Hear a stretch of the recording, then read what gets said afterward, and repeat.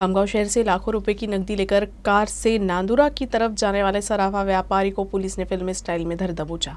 Car से police ने 65 लाख रुपए नगद बरामद किया है। इस दरमियान कार चालक ने पुलिस कर्मियों पर जानलेवा हमला कर दिया, जिसमें एक पुलिस अधिकारी और एक कर्मचारी जख्मी हुआ। खामगांव शहर के फरसी इलाके से एक सराफा व्यापारी द्वारा सोने की बिक्री से मिले 65 लाख रुपए कार में लेकर जलगांव खानदेश की ओर जाने की जानकारी पुलिस को मिली थी, जिसके बाद पुलिस की टीम ने शहर के नांदुरा रोड पर उसकी गाड़ी को अड़ाकर चालक को कार से उतरने के लिए कहा, लेकिन चालक ने पुलिस कर्मियों की तरह गाड़ी बढ़ा दी और तेजी से नांदुरा की तरफ बढ़ने लगा। उसके बाद पुलिस दल के अन्य सदस्य उसको पकड़ने के लिए पीछा करना शुरू किए। साथ ही नांदुरा पुलिस को घटना की जानकारी दी गई, जिसके बाद राष्ट्रीय महामार्ग पर नाकाबंदी कर कार चालक को रोका गया। यहां भी कार चालक ने पुलिस अधिकारी पर हमला कर उन्हें जख्मी कर दिया। हालांकि यहां पुलिस कर्मियों ने उसे अपने कब्जे में ले लिया और कार की तलाशी ली, जिसमें उन्हें 65 लाख रुपए नगद मिले। कार चालक को हिरासत में लेकर खामगाव पुलिस ने जांच शुरू कर दी है। ती गाडी नाकाबंदीमध्ये आढळून आली आणि त्या गाडीला आमच्या पथकाने त्याची ओळख देऊन थांबण्याचा प्रयत्न केला, परंतु त्या गाडीचा जे चालक होता त्यांनी न थांबता आमच्या पथकाचे एक अंमलदार गजानन आहेर यांचे वर अंगात गाडी घालून त्यांचे पायाला गंभीर जखमी केले।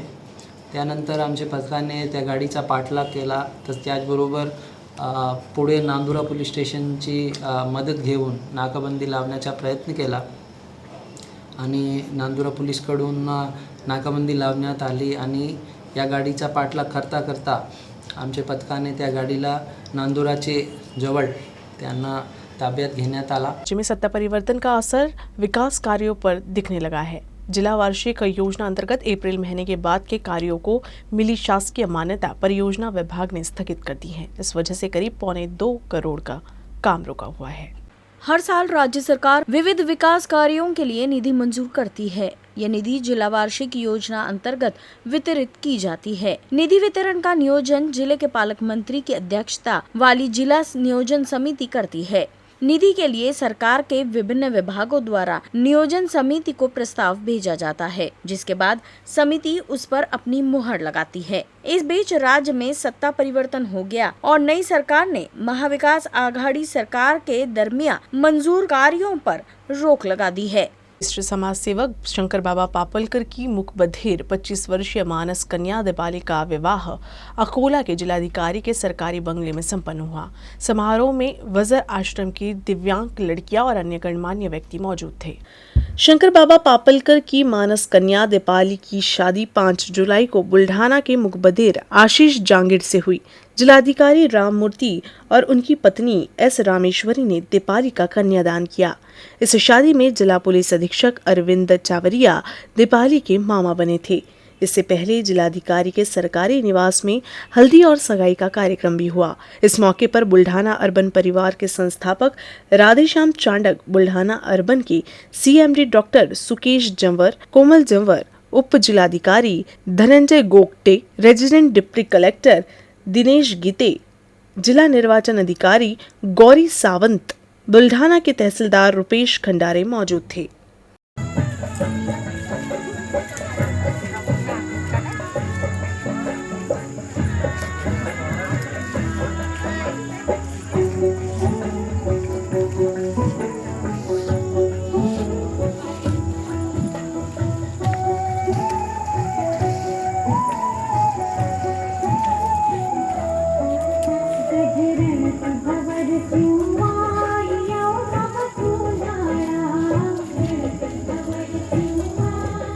परतवाडा येथील शंकरबाबाचा जो आश्रम आहे आणि शंकरबाबा जे एक पवित्र काम करतात, त्या ठिकाणी ज्या अनाथ मुलं मुली आहेत त्या मुलींचे लग्न ते अतिशय चांगल्या पद्धतीने लावतात।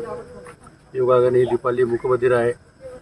बुलढाणा शहरामध्येच एक मूकबधीर चांगला मुलगा तिला जुळा मिळाला आणि ज्यावेळेस ही संबंध बुलढाणा अर्बनच्या माध्यमातून झाला त्यावेळेस बुलढाणा अर्बनने ठरवलं की हे सगळं त्याचं जे आहे यजमानपद स्वीकारायचं आणि हे लग्न ते चांगल्या पद्धतीने करायचं।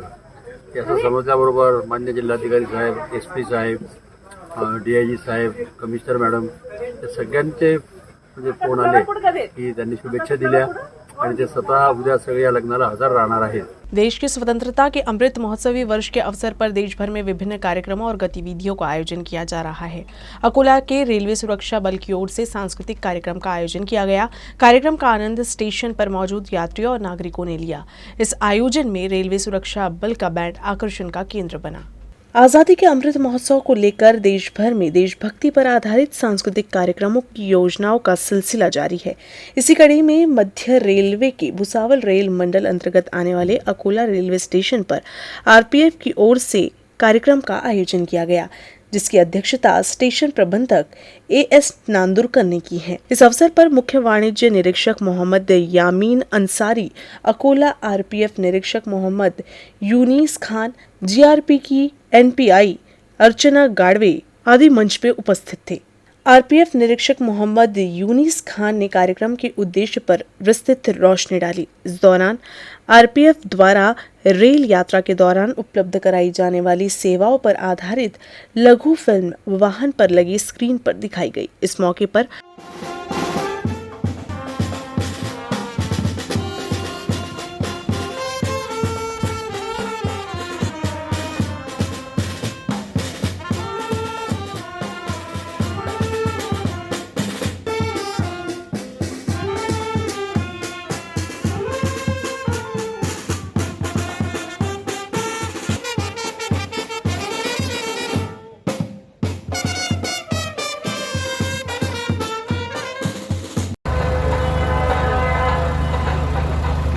हर गाड़ी हर स्टेशन पर तैनात मिले हर पल रेल सुरक्षा बल। आज का ये जो आयोजन किया गया था, ये 75वीं आज़ादी का अमृत महोत्सव का आयोजन आरपीएफ भुसावल मंडल की ओर से किया गया और इसमें मतलब स्टेशन के तमाम अधिकारीगण और RPF staff, GRP staff, railway staff और यात्रीगण तमाम मौजूद थे और इनको मतलब जो आज आज़ादी का जो महोत्सव हम लोग मना रहे हैं, इस विषय पे मतलब समझाई दी गई और सुरक्षित यात्रा कैसे की जाए इस विषय पे भी समझाई दी गई और ये समझाया गया कि यात्री ही हमारा सब कुछ है और यात्री की बेहतर सुरक्षा ही मेरा और मेरे विभाग का परम कर्तव्य है। अकोला स्थित डॉक्टर पंजाबराव देशमुख कृषि विश्वविद्यालय का 36वां दीक्षांत समारोह शुक्रवार को होगा। ये जानकारी कुलगुरु डॉक्टर विलास भाले ने दी। दीक्षांत समारोह में 3646 छात्रों को डिग्रियां प्रदान की जाएगी। दीक्षांत समारोह मई में होने वाला था, लेकिन उस दौरान पारा 45 डिग्री सेल्सियस के आसपास था, जिस वजह से अब ये जुलाई में लिया जा रहा है। दीक्षांत समारोह में छात्रों को 31 स्वर्ण पदक, 16 रजत पदक सहित कुल 74 पदक पुरस्कार के रूप में प्रदान किए जाएंगे। ये जानकारी कुलपति डॉक्टर विलास भाले ने संवाददाता सम्मेलन में दी। एवढ्या विद्यार्थ्यांना आपण पदवी देतो। दरवर्षी विद्यार्थी हे बाहेरच्या स्टेट असतात, काही विद्यार्थी बाहेरच्या देशामध्ये जातात आणि मग ते पूर्ण परीक्षा पास होतात आणि मात्र ॲडमिशनच्या वेळेस त्यांना सर्टिफिकेट विचारलं जातं आणि मग ते प्रोव्हिजनल डिग्री सर्टिफिकेटवर आपल्याकडे सांगतात महाराष्ट्रामध्ये काही जे डॉक्टर इन्स्टिट्यूशन आहेत भारतामध्ये सुद्धा ते सुद्धा या पद्धतीला म्हणजे प्रोव्हिजनल डिग्रीला काही धरत नाही आणि म्हणून दरवर्षी आपल्याला पदवी प्रदान करणं अकोला जिले में परियोजना प्रभावित लोगों की समस्याओं के समाधान को लेकर जिलाधिकारी कार्यालय में अहम बैठक हुई। जिला कलेक्टर नीमा अरोरा ने परियोजना प्रभावितों की मांग मान ली है। कम कीमत पर खरीदी गई जमीन को बेहतर दर पर मुआवजा देने, परियोजना प्रभावित लोगों को परियोजना प्रभावित प्रमाण पत्र या परिवार के एक सदस्य को 20 लाख रुपए, परियोजना प्रभावित किसानों के बच्चों को नौकरी के लिए 20% आरक्षण, मुस्तफापुर गांव का पुनर्वसन करने, परियोजना प्रभावित किसानों को खेत की सड़कें उपलब्ध कराने की मांग पर जिलाधिकारी ने मंजूरी दी है। इस अवसर पर डॉक्टर भगवान पंडित, सचिन सरसे, महादेव ठाकरे, नितिन मलंकर आदि उपस्थित थे। त्यांनी मीटिंगला बोलावलं होतं। तर आमच्या प्रमुख मागण्या म्हणजे ज्यांची जमीन कमी भावाने संपादित केलेली आहे, 1 लाखापर्यंत ज्यांची जमीन खरेदी केली आहे त्यांना 20 लाखापर्यंत मागणी, 20 लाख रुपये एकरी। प्रमाणपत्र ज्यांना मिळाले किंवा प्रमाणपत्र ज्यांनी दिले आहे आम्हाला, त्या प्रमाणपत्रावर एक तर शेतकऱ्यांच्या मुलांना सर्व्हिस द्यावा, नाही तर 20 लाख रुपये वन टाईम द्यायचे आहे. दुसरा मुद्दा आहे की जे जमिनीमध्ये जाण्यासाठी रस्ता नसेल त्यांना रस्ता वगैरे करून द्याव आणि ज्या गावामध्ये पुनर्वसन करायचे आहे तसे मुस्तफापूर गावचे पुनर्वसन करून द्या. अशी 2-4 मुद्द्यावर आम्ही इथे आले होतो. अल्पभूधारक किसानों को खेत की ओर जाने वाले मार्ग को अवरुद्ध किए जाने से नाराज किसानों ने खेत की ओर जाने वाले सड़क को साफ करने के संबंध में कलेक्टर को एक निवेदन दिया गया.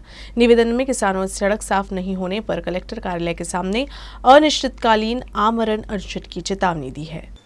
नीलेश चौहान और श्याम गोपाल राठौर ने सड़क को जाम कर दिया है. ऐसे में किसान अपने खेतों में नहीं जा पा रही हैं, खुद के खेतों में बुआई नहीं कर पा रही हैं. इस संबंध में बार्शी टाकली तहसील के तहसीलदार ने समय समय पर उप तहसीलदार को निर्देश दिए, लेकिन कोई कार्रवाई नहीं की गई. आमचा सदर रस्ता शेतकरी 3 शेतकरी आमचा रस्ता बंद केला समोरच्या गैरअर्जदाराने. त्या कारणाने आम्ही इथं तहसील आपल्या कलेक्टर कार्यालयासमोर उपोषणाला बसलो. सावळे आम्ही तिन्ही रेडवाळा गावचे असून आमचं हे सदर प्रकरण न्यायालयात चालू आहे, तहसील न्यायालयामध्ये चालू आहे. तरी 2 वर्ष उलटून गेली तरी अद्याप न्याय मिळाला नाही. आमचं प्रकरण नायब तहसीलदार डाबेराव यांच्याकडे आहे. सतत म्हणजे चक्रा मारत आम्ही कंटाळलो आहे.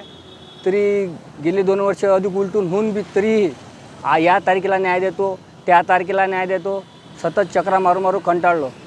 शेवटी मागच्या महिन्यात त्यांनी सांगितलं की तुम्हाला न्याय देतो, पण अद्याप पेरणी लोकांची होऊन गेलेली आहे, पेरणीची वेळ निघून गेली. तरीही आज रोजी आमची शेतपडीत पाळण्याची वेळ आली आणि यासाठी आम्ही उपोषणाला बसलो. आज आमच्यावर बँकचे कर्ज आहे आणि इतर कर्ज कबाळी बनलेलं. सतत 3 वर्षापासून शेतीची मशागत होत नसल्यामुळे उत्पन्नात आमच्या घट झाली आहे.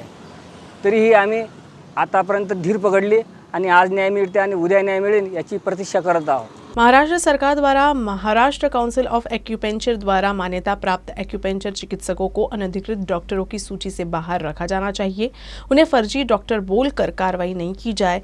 इसके लिए आयुष इंटरनेशनल मेडिकल एसोसिएशन की पहल पर जिला परिषद के स्वास्थ्य विभाग को निवेदन सौंपा गया. ऐसी कार्रवाई होने पर आंदोलन की चेतावनी भी दी गई. महाराष्ट्र में एक्यूपेंचर पेशेवर काउंसिल के साथ पंजीकृत है. ये व्यवसाय करने वाले मान्यता प्राप्त एक्यूपेंचर चिकित्सकों को अनधिकृत नहीं माना जाना चाहिए. अन्य पंजीकृत चिकित्सक की तरह भी आधिकारिक एक्यूपेंचर चिकित्सक है, इसीलिए उन्हें भी समान दृष्टिकोण से देखा जाए, ऐसी मांग निवेदन में की गई है. आयुष इंटरनेशनल मेडिकल एसोसिएशन ने चेतावनी दी है कि यदि इन एक्यूपेंचर पर फर्जी डॉक्टर की तहत कार्रवाई की गई तो पूरे राज्य में आंदोलन किया जाएगा. महाराष्ट्रामध्ये महाराष्ट्र ॲक्युपंक्चर काउन्सिल याचं गठन झालेलं आहे आणि या काउन्सिलच्या बाबत अजून शासनाला परिपूर्ण आरोग्य विभागाला माहिती नाही आहे.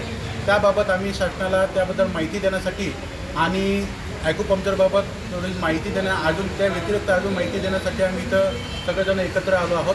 आणि ॲक्युपंक्चर करत असताना इतर काउन्सिलच्याकडे बघण्याचा जो शासनाचा दृष्टिकोन आहे तो दृष्टिकोन आमच्या प्रॅक्टिसकडे असावा असं आमच्या शासनाला मागणी आहे. कारण की इतरत्र जी नोंदणीकृत जे प्रॅक्टिसर आहे त्याच पद्धतीनं आमचेसुद्धा नोंदणीकृत ॲक्युपंक्चरिस्ट आहेत, त्यांच्याकडे सुद्धा शासनानं त्याच नजरेनं पाहावे ज्या नजरेनं शासन त्यांच्याकडे पाहते आहे. हे सुद्धा आमची शासनाला मागणी आहे. आणि आमचे ॲक्युपंक्चर व्यवसाय करत असताना शासनाला आम्हाला कोणत्याही प्रकारची कोणाला तकलीफ देऊ नये. कारण की आमची काउन्सिलची प्रक्रियासुद्धा झालेली आहे आणि त्याबाबतसुद्धा आम्ही शासनाला इथे माहिती देण्यासाठी निवेदन देण्यासाठी इथं आम्ही आलेलो आहे. कौशल विकास परियोजना के तहत advance diploma in software programming पर प्रशिक्षण शिविर का आयोजन किया जा रहा है. प्रशिक्षण का आयोजन डॉक्टर पंजाबराव देशमुख विदर्भ प्रशासनिक एवं विकास प्रशिक्षण अकेडमी में किया गया है. महिलाओं को रोजगार के माध्यम से आर्थिक रूप से सक्षम बनाने के लिए 12वीं पास या ITI पास करने वाली महिलाओं को प्रशिक्षण दिया जाएगा. ये प्रशिक्षण 17 से 28 जुलाई तक चलेगा. प्रशिक्षण प्रवेश परीक्षा के लिए पंजीकरण 5 जुलाई से शुरू हो गया है. प्रशिक्षण प्रवेश के लिए ऑनलाइन ऑफलाइन परीक्षा आयोजित की जाएगी. ऑनलाइन परीक्षा 10 से 20 जुलाई और ऑफलाइन परीक्षा 24 जुलाई को होगी. प्रवेश परीक्षा में अंग्रेजी, सामान्य ज्ञान, गणित और इंट्रोडक्शन का समावेश है। प्रशिक्षण निशुल्क और निवासी स्वरूप में है। प्रशिक्षण की अधिक जानकारी उप जिलाधिकारी संजय खडसे ने दी। सॉफ्टवेअर प्रोग्रामिंग याकरता कौशल्यातून जीवनोन्नतीकडे आकांक्षा अशा प्रकारचा एक उपक्रम राबवण्यात येत आहे। या उपक्रमाअंतर्गत ज्या मुलींची किंवा महिलांची वयोमर्यादा 18 ते 28 आहे आणि 12वी उत्तीर्ण आहेत, सायन्स, आर्ट्स, कॉमर्स यापैकी त्या ठिकाणी अर्ज या ठिकाणी केल्या जातील। या ठिकाणी 200 व्यक्तींना 200 मुलींना त्या ठिकाणी ॲडमिशन देण्यात येणार आहे। त्याकरिता ऑनलाईन पद्धतीने अर्ज करण्याकरता लिंक ओपन करून देण्यात आलेली आहे। 5 जुलै 2022 ते 10 जुलै 2022 पर्यंत त्या ठिकाणी अर्ज करू शकता। अर्ज bity.ws/SA8 अशा पद्धतीच्या या लिंकवर जाऊन आपण अर्ज करू शकता। प्रशिक्षणामध्ये अर्ज भरल्यानंतर त्यांची परीक्षा होईल आणि परीक्षेनंतर त्यांची मुलाखत होईल आणि मुलाखत झाल्यानंतर त्यांना प्रशिक्षणाकरता त्या प्रवेश दिला जाईल। प्रवेशामध्ये शिक्षण हे निशुल्क असणार आहे। राहण्याची आणि भोजनाची व्यवस्था सुद्धा निशुल्क राहणार आहे आणि 100% या ठिकाणी नोकरीची हमी अशा प्रकारचा एक उपक्रम राबवण्यात आलेला आहे। ज्यांनी डिप्लोमा चांगल्या पद्धतीचा केलेला आहे आणि त्यांना निश्चितपणे प्लेसमेंट मिळेल अशा प्रकारचा एक उपक्रम या ठिकाणी हाती घेतलेला आहे। तरी मी अकोला जिल्ह्यातील सर्व महिला आणि ज्या होतकरू मुली आहेत की ज्यांना या ॲडव्हान्स डिप्लोमा इन सॉफ्टवेअर प्रोग्रामिंगच्या माध्यमातून आपल्याला नोकरी मिळवायची आहे, अशा महिलांनी, अशा मुलींनी त्या ठिकाणी अर्ज करून आजच आपला प्रवेश निश्चित करण्याच्या दृष्टिकोनातून तयारी करावी अशा प्रकारचे मी आवाहन करतो। त्यानंतर 10 जुलै ते 23 जुलैच्या दरम्यान त्या ठिकाणी परीक्षा होईल ऑनलाईन पद्धतीने आणि ऑफलाईन पद्धतीने 24 जुलै 2022ला त्या ठिकाणी परीक्षा होईल। तरी आपला प्रवेश निश्चित करण्याकरता आपण ऑनलाइन पद्धतीने अर्ज करावेत अशा प्रकारे मी अकोला जिल्ह्यामध्ये आवाहन करतो। अमरावती रेलवे स्टेशन से पहली पंढरपुर स्पेशल ट्रेन बुधवार को रवाना हुई। इस मौके पर सांसद नवनीत राणा मौजूद थी। राणा के प्रयास से विशेष ट्रेन में 6 अतिरिक्त कोच जोड़े गए हैं। अमरावती के अकोली रेलवे स्टेशन से पंढरपुर के लिए पहली ट्रेन बुधवार को रवाना हुई। युवा स्वाभिमान पार्टी ने स्टेशन पर हरि भक्तों के लिए अल्प आहार का इंतजाम किया था। इस दौरान सांसद नवनीत राणा ने सभी वारकरियों से आशीर्वाद लिया और उनसे चर्चा भी की। स्टेशन पर वारकरियों की बढ़ती भीड़ देख राणा ने सामान्य बोगियों की संख्या बढ़ाने के लिए ADRM को निर्देश दिए। नवनीत राणा द्वारा वारकरियों की समस्याओं को समय पर हल करने के चलते वारकरियों ने ताली के साथ उनका स्वागत भी किया।